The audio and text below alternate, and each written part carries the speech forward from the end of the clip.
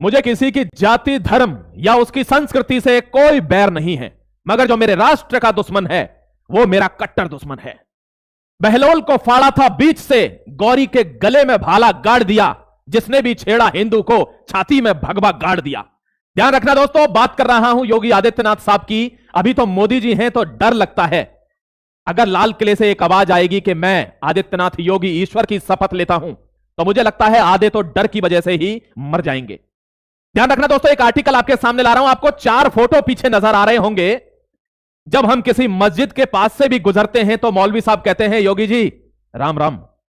ध्यान रखना, ये चारों चीजें मैं आपको सबसे लास्ट स्लाइड पे दिखाऊंगा। इसमें मेरा भी फोटो लगा हुआ है, पहली बार यूज कर रहा हूं तो इसका कोई सेंस होगा। इस आर्टिकल को ध्यान से देखना, आपके पैरों तले जमीन निकल जाएगी, मैं गारंटी देता हूं। आपने एसआईआर का नाम सुना होगा, स्पेशल इंटेंसिव रिवीजन, जिससे प्रताड़ित नजर आती है ममता बनर्जी, पश्चिम बंगाल, डीएमके, केरला में सब कुछ, सारे फर्जी वोटर चले गए तो वहां परिणाम बदल गए। आपको बताऊंगा कि क्या देश में हो रहा है। सरकार कितने बड़े पैमाने पर, हमारी तरह सरकार 1 महीने के काम पर नहीं सोच रही, वो अगले 25 साल पर सोच रही है कि जब 25 साल बाद किसी का बच्चा भारत में पैदा हो तो उसको इन परेशानियों का सामना ना करना पड़े, उसको फील हो कि मैं राष्ट्रभक्त हूं, मैं इस देश का नागरिक हूं, इसके खिलाफ कहीं से कोई आवाज नहीं आ जाए, ये उसको फील होना चाहिए। और इसी पर सरकार काम कर रही है, वो लॉन्ग टर्म विजन पर काम कर रहे हैं। बहुत ध्यान से आर्टिकल को देखना दोस्तों। इस व्यक्ति को अगर आप जानते हैं तो ठीक है, वरना मैं बता देता हूं, ये chief justice of India Suryakant ji हैं। लीथल कॉम्बिनेशन बन रहा है, ध्यान से आर्टिकल को देखिए। आप एक बार को तो सन्न रह जाएंगे कि यह है क्या, हां यह है। देखिए दोस्तों, इन्होंने पूछा है स्पेशल इंटेंसिव रिवीजन में, क्या इलेक्शन कमीशन को कोई अधिकार नहीं है क्या? इन्होंने साफ अल्टीमेटम दिया है that we are not going to allow the red carpet for the infiltrators, never. हम लाल कारपेट अलाउ नहीं करने वाले हैं यहां घुसपैठियों के लिए। यह धर्मशाला नहीं है भारत कि जो मुंह उठाया, जो आ गया, जिस पार्टी ने बुलाया आ गया, फर्जी कार्ड बनवा दिए और चल रहा है धड़ल्ले से। जब यहां मारकाट बीतती है तो यहां का आदमी सुरक्षित नहीं है। बाहर के आदमी अपने हक के लिए लड़ रहे हैं, यहां के आदमी को हक नहीं मिल रहा। यह सीजेआई साहब का बयान है, और जब यह बयान आया तो एक आदमी के कान में यह बयान जाता है, thank you very much CJI साहब, एक आदमी के कान में बयान जाता है दोस्तों, और वो आदमी है उत्तर प्रदेश के पूर्व मुख्यमंत्री अखिलेश यादव जी। और वो डायरेक्ट घोषणा करते हैं कि देख लेना आप 3 करोड़ वोट कटेंगे। कैसे? उनको कैसे पता है कि 3 करोड़ वोट कटेंगे? और जस्ट उसी समय पर एक न्यूज आती है मेरे दोस्त, कहां गए यूपी के 3 करोड़ वोटर्स? एसआईआर में नहीं मिला नाम न रिकॉर्ड, इलेक्शन कमीशन आज लेगा अहम फैसला। 3 करोड़, मैं आपको वोट भी दिखाऊंगा, 2000, 10,000, 10 लाख, 3 करोड़। अब कहीं से 3 करोड़ वोटर कार्ड कम हो जाते हैं। आप देखिए उस इलाके में कैसे चेंज होगी सत्ता। बीजेपी 70 सीटों पर चुनाव लड़ती है, 75 सीटों पर चुनाव लड़ती है, उसको 37 सीट मिलती हैं। लेकिन वहीं पर दूसरी पार्टियां 40 सीट पर चुनाव लड़ रही है तो उसको 37 मिल रही है। आज दिक्कत तो है, इस दिक्कत का ही धागा खोलने के लिए मैं आपके बीच में आया हूं। बहुत ध्यान से आर्टिकल को समझना, क्योंकि आदित्यनाथ साहब पर मैं कोई आर्टिकल नहीं लाया, यह पहला आर्टिकल है, मेरा ध्यान रखना दोस्तों, यह पहला आर्टिकल है तुम्हारा।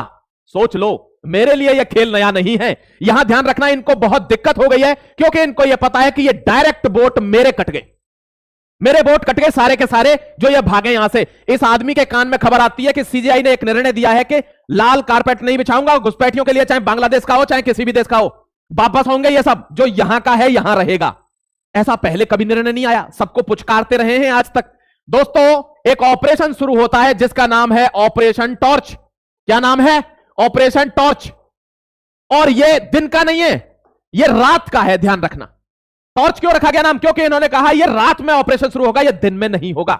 अब यहां पर दिक्कत हो गई उसी टाइम पर कि यह क्या लॉन्च हो गया। यह कौन है दोस्तों? यह वही आजम खान है जिसने दहशत मचा रखी थी अपने इलाके में। आज दोस्तों यह भीख मांग रहा है कि मुझे जेल से बाहर कर दो, हमें जी लेने दो, क्योंकि सठे साठ्यम समाचारित होता है। टिट फॉर टैट वाला जो मामला है ना, वो चल रहा है भारत के अंदर। इस आदमी ने सारी पोल खोली है। ये कौन है? ये दोस्तों वोटिंग ऑफिसर है। इसने ये कहा है, सर मुझे समझ नहीं आ रहा है, लिस्ट बनाई है यूपी की, और जब लिस्ट बनाई है, जैसे ही सीजीआई साहब ने कहा है कि यहां पर किसी के लिए स्वागत नहीं है, रेड कार्पेट नहीं बिछाएंगे, योगी जी ने कहा है कि जांच शुरू करो। और मैं लिस्ट में देख रहा हूं 3 करोड़ लोग गए हैं, नहीं फॉर्म ही वापस करने नहीं आए 3 करोड़ लोग। वो फॉर्म लेके गए हैं, फॉर्म वापस करने नहीं आए 3 करोड़ लोग। ये आपको समझना होगा दोस्तों, ये कहां गए? मर गए या थे ही नहीं, या कहीं बाहर के थे। बस्ती नाम का एक जिला है उत्तर प्रदेश के अंदर, वो रातों रात खाली हो जाता है, रातों रात। और इसकी सूचना कौन दे रहा है? इसकी सूचना दे रही है अखिलेश यादव जी की भाभी अपर्णा यादव, कि ये लोग कहां जा रहे हैं।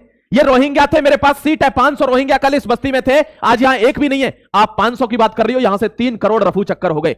देख रहे हो सफाई अभियान, भारत बहुत बड़े पैमाने पर काम कर रहा है दोस्तों, ये हमको समझना होगा। देखिए मैं आपको एक छोटा सा आंकड़ा दिखाऊंगा, आप अचंभे में पड़ जाएंगे। ये देखिए, ये वोटर, ये अखिलेश यादव जी हैं, मोदी जी और ये राहुल जी हैं, इनका आप परसेंटेज देख लो एक बार। ये देखिए 37 सीटें, यानी 32 ज्यादा जीती हैं, यहां 29 सीट हारी हैं, यहां 6 सीट आई हैं, लेकिन उसमें भी 5 ज्यादा जीती हैं क्योंकि एक ही आती थी। एकदम से ये पिछले 5-7 साल में इतना वोटिंग परसेंटेज कैसे बढ़ा? क्योंकि दोस्तों पता चल गई कि यहां का जो आदमी जागरूक है वो वोट नहीं देगा, तो फिर वोट लाए कहां से जाएं? और यही फॉर्मूला है क्या दीदी? ये वीडियो पश्चिम बंगाल भी पहुंचा देना कि उनको पता चले कि ये यूपी में भी हो रहा है, सिर्फ बंगाल की घटना नहीं है जो आप कह दोगी कि मैं देश दहला दूंगा। देश इतनी हल्की चीज नहीं होती कि दहला दिया जाएगा। ये देखिए क्या है ऑपरेशन टॉर्च, ऑपरेशन टॉर्च है, क्या है यूपी में शुरू हुआ ऑपरेशन टॉर्च, जाने सरकार के निशाने पर कौन है। मैं आपको राज्य दिखा देता हूं, बाकी की चीज छोड़। देखिए सीएम योगी का ऑपरेशन टॉर्च क्या है, घुसपैठियों पर सर्जिकल स्ट्राइक। कहां? यूपी में तैयार डिटेंशन सेंटर, 15 जगहों पर डिटेंशन सेंटर बनाया जा रहा है, ठूंसा जाएगा अब इनको वहां। बहुत मजे ले लिए, सुबह सुबह चाय पीते ना रोड पर बैठ के, वहां से वाहन नहीं निकलने देते ना। आसाम की यह हालत कर दी है कि आसाम का अपना नागरिक जगह ढूंढ रहा है कि मैं तो यहीं पैदा हुआ, मेरा बाप दादे सब यहीं हुए थे, ये कौन है? और लड़ता और मारने की धमकी देता है। ये देश की हालत हो गई है, इसको साफ करना जरूरी है। आप आज कहेंगे कि हमें कई योगी आदित्यनाथ चाहिए, एक तो यूपी को ही देखेगा, समझ गए दोस्तों? एक है हमारे पास हेमंता द किंग, ऐसे लोगों की हमको जरूरत पड़ेगी। UP government Yogi Adityanath operation torch में उन्होंने कहा है कि हर आदमी की चेकिंग होगी। चेक करिए सारे जितने भी वो हैं, और अपने राज्यवासियों से क्या है, मेरे सम्मानित प्रदेशवासियों को कहना चाहता हूं, मैं प्रदेश की जागरूक जनता से अपील करता हूं कि सतर्क रहें। घरेलू अथवा व्यवसायिक कार्यों में किसी भी व्यक्ति का नियोजित करने पर पूर्व उसकी पहचान अवश्य कर लें। किसी को रोटी बनाने के लिए रख लिया, किसी को पोंछा लगाने के लिए रख लिया, झाड़ू लगाने के लिए रख लिया। एक दिन क्या हुआ, वो शादी में चले गए, पूरा घर साफ हो गया।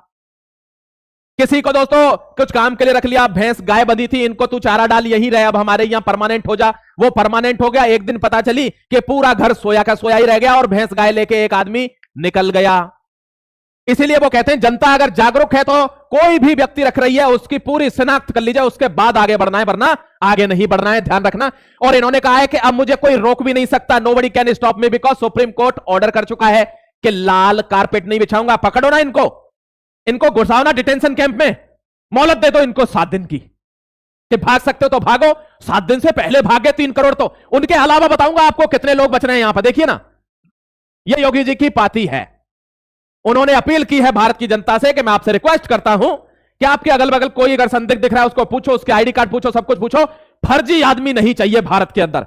फर्जियों की वजह से आप देख रहे हो क्या हो रहा है, हमने बहुत झेल लिया, अब नहीं भाई, अब इनको निकालना होगा। यूपी में रोहिंग्या की खोज के लिए जिलों में टीमों का गठन कर दिया है, सीएम योगी ने आदेश दे दिए। अब लगातार एक्शन जारी है, धड़ाधड़ बुलडोजर जारी है, एक्शन जारी है। अब दोस्तों कुछ निकल कर आएंगे लिब्रांडू, वही लिब्रांडू निकल कर आएंगे जो धुरंधर पर छाती पीट पीट कर रो रहे हैं क्या कि अरे ये तो पाकिस्तान के खिलाफ बन गई। तेरा अब्बा है पाकिस्तान, पाकिस्तान के खिलाफ नहीं बनेगी तो किसके खिलाफ बनेगी?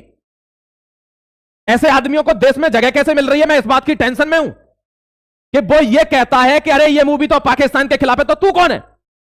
तुझे प्रेम है पाकिस्तान से तो जाना, पाकिस्तान के खिलाफ बन रही है। दोस्तों ध्यान रखना, अब वो यहां निकल कर आएंगे ह्यूमन राइट्स के नाम पर, वे लिब्रांडू।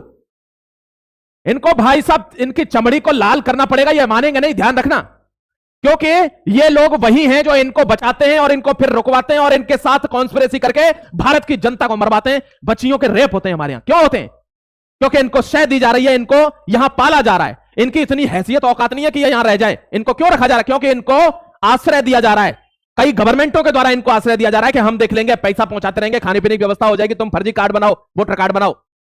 ध्यान रखना दोस्तों, इस पर वार आखिरी है। ये मेरठ में देख लीजिए, वैसे तो कई टीमें बनाई हैं, ये देखिए 1 2 3 4 5 6 7 8 9 10 11 12 13 14 15 16 17 राज्यों में हमने ये अभियान चला दिया है कि एक एक को खींच कर लाना है। ध्यान रख लो, ये वीडियो अगर किसी पे पहुंच जाएगा तो वो तो मुझे लगता है आज ही भाग जाएगा कि यार ये तो गड़बड़ हो रहा है मामला, समझ गए? इन जिलों पर फोकस है, मेरठ भी इसमें शामिल है। 15 जिलों में डिटेंशन कैंप बनाए जाएंगे ऑपरेशन टॉर्च से। वाराणसी में भी रोहिंग्या मिल रहे। भारत का कौन सा ऐसा जिला है, क्या ऐसा राज्य है, डिस्ट्रिक्ट है जहां पर ये नहीं है? ये किस तरह से शामिल हो गए जानते हो? जैसे दोस्तों कैंसर आता है, कैंसर की एक छोटी सी गांठ रहती है और वो फैलती फैलती फैलती फैलती पूरे उस इलाके को डेड करती हुई पूरी बॉडी को डेड कर देती है। ये वो कैंसर का सेल है, ध्यान रखना, इनको निकालना जरूरी है। सर्च यहां जारी है, रात को टॉर्च लेकर डॉक्यूमेंट चेक हो रहे हैं और बता रहे हैं योगी जी क्या हुआ। रात को तो ठंड रहती है, कंबल लेके भागोगे क्या? कंबल तो तुमको बांटे ही है किसी किसी पार्टी ने कि लो तुमको जाड़ा लग रहा होगा, वोट भी तो डालनी है तुमको मरने से पहले। नहीं तो दोस्तों कंबल में ही उसको पकड़ा जा रहा है कि यह भाग ना पाए, इसलिए रात को इसको पकड़ना है। यह मुहिम चली हुई। यह है दोस्तों अपर्णा यादव जी, इन्होंने ही बताया है कि 300 रोहिंग्या कहां भागे किसी को पता नहीं। बीजेपी नेता अपर्णा यादव ने लखनऊ छापेमारी पर यह क्यों कहा? क्योंकि उनको पता ही है, वहां की अध्यक्ष है, इनको पता यहां से कहां भागे, उनकी कोई लिखा पढ़ी नहीं, कुछ नहीं, कहां जाकर कुछ दंगा कर देंगे। ये दोस्तों उसके बाद एक्शन हुआ है यूपी के इस जिले में बांग्लादेशी रोहिंग्या घुसपैठियों के खिलाफ पुलिस ने चलाया ऑपरेशन टॉर्च। 35 लोग तो संदिग्ध मिल गए, बाकी भागे। 35 लोग संदिग्ध मिल गए और वो अपने आप से कह रहे कि हाँ जी हम बांग्लादेश के यहां रह रहे थे, फिर हमारा वोटर कार्ड बन गया, फिर तो हमको राशन भी आने लग गया, फिर हम भारत की छाती पर तांडव करने लगे, अब हमको दिक्कत हो रही है। अब तुमको नहीं बेटा, तुम्हारी कई कई पुश्तों को दिक्कत होगी, ध्यान देना इस बात पर।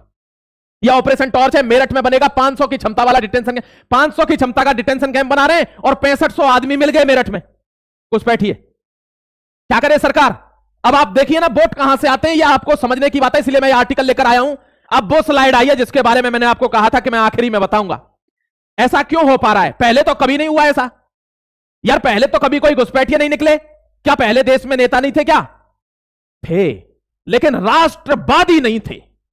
नेता तो थे, राष्ट्रवादी नहीं। ध्यान रखना दोस्तों, राष्ट्रवादी में और देश प्रेमी में थोड़ा सा अंतर होता है। राष्ट्रवादी का मतलब है कि इसका दुश्मन मतलब मेरा दुश्मन। अब देश में तो जो रह रहा है वो प्रेम करेगा ही नहीं, राष्ट्रवादी होना जरूरी है, यह आप ध्यान रख लेना। पैट्रियोटिक हो ना हो, नेशनलिस्ट होना जरूरी है, समझ गए? अब यहां मैं 4 चीजें आपको क्या दिखा रहा हूं। यह पहला फोटो है, ध्यान से देख लीजिएगा मेरे दोस्त। यानी अगर सरकार में दम हो, सरकार नेशनलिस्ट हो और उस सरकार का चुनाव आयोग जिससे जनता को अधिकार मिलता है, जनता अपना सही आदमी चुनती है, वो सरकार के सहयोग में हो, यानी वो भारत के सहयोग में हो, वो जनता के सहयोग में हो कि कौन सी जनता ठीक है, कौन सी गलत है, कौन फर्जी वोट डाल रहा है, कौन क्या कर रहा है। अगर ये ठीक हो, उसके बाद अगर भारत की जुडिशरी किसी भी देश की, अगर वहां की न्यायपालिका जबरदस्त हो जाए, वो सही को सही माने और गलत पर पुचकारे नहीं, गलत को गलत माने, सजा दे।